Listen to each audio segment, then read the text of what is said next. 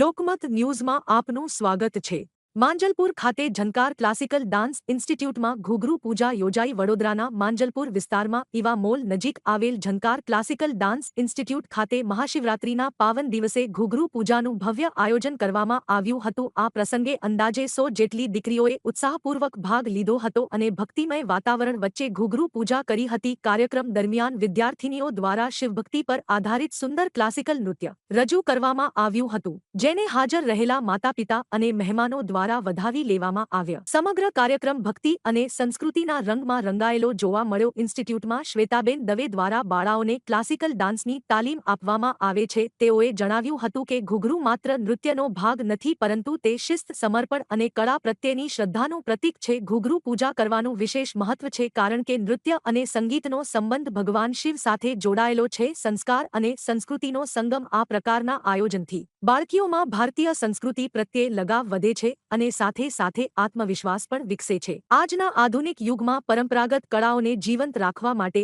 આવી સંસ્થાઓનું યોગદાન પ્રશંસનીય ગણાય છે। ઝંકાર ક્લાસિકલ ડાન્સ ઇન્સ્ટિટ્યૂટ દ્વારા આયોજિત આ ઘૂઘરું પૂજા માત્ર ધાર્મિક વિધિ નહોતી, પરંતુ સંસ્કાર, શ્રદ્ધા અને કળા પ્રત્યેના સમર્પણનું સુંદર પ્રતિબિંબ હતી।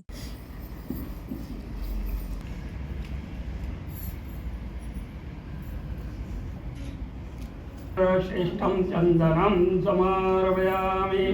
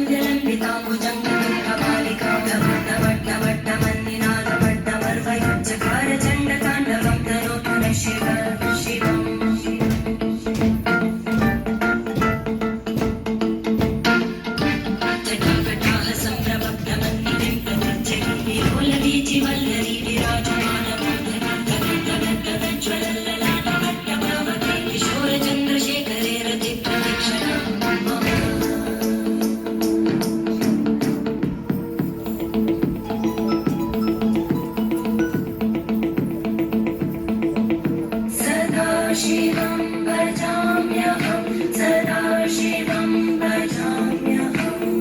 ॐ नमः शिवाय।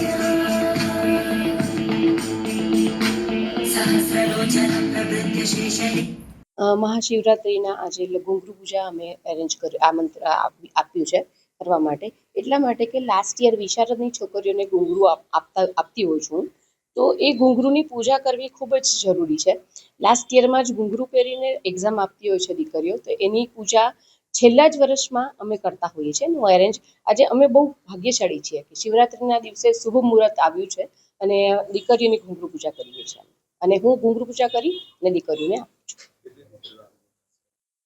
મારા ઇન્સ્ટિટ્યૂટમાં 100 સ્ટુડન્ટ છે, પણ અત્યારે વિશારદમાં બેસી રહી છે લાસ્ટ યરમાં 6 સ્ટુડન્ટ।